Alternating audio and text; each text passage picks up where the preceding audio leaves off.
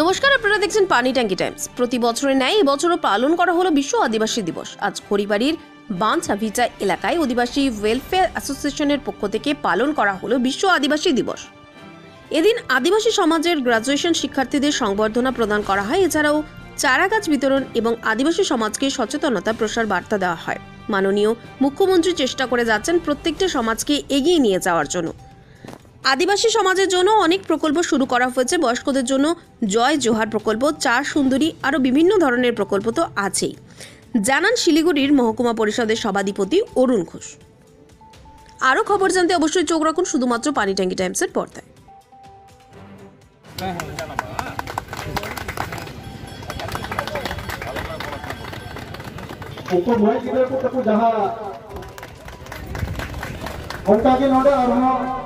তাই আজকে বিশ্ব আদিবাসী দিবস পুরো পশ্চিমবঙ্গে চলছেই, পাশাপাশি পুরো বিশ্বে কিন্তু আজকে এই দিনটা বিশ্ব আদিবাসী দিবস হিসাবে পালিত হয়। আমরা প্রত্যেক জায়গায় এটা পালন করছি।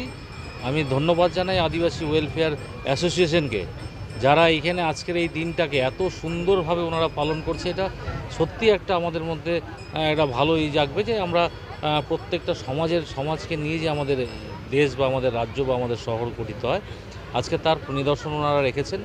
আমি যারা এই উদ্যোগ নিয়েছেন তাদেরকে ধন্যবাদ জানাই। এবং এত সুন্দর এত লোক হয়েছে এখানে, বিভিন্ন জায়গার থেকে আদিবাসী সমাজের লোকরা এখানে এসছেন। ওনাদের উন্নয়ন স্বার্থে কী করতে হবে সেগুলো নিয়ে আজকে আলোচনা হবে বা সাংস্কৃতিক প্রোগ্রামগুলো হবে। এটা সত্যি আমাদের কাছে একটা গর্বের বিষয়।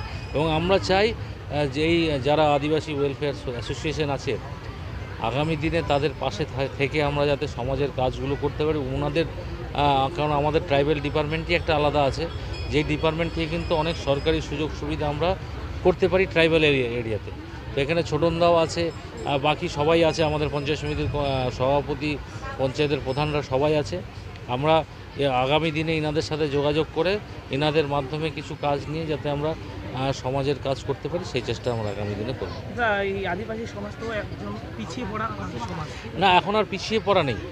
আমাদের পশ্চিমবঙ্গের মাননীয় মুখ্যমন্ত্রীও কিন্তু বারংবার চেষ্টা করছে প্রত্যেকটা সমাজকে কিন্তু এগিয়ে নিয়ে যাওয়ার জন্য। আমরা আদিবাসী ভাই বোনদের জন্য আমরা কিন্তু অনেকগুলো প্রকল্প তো আছেই।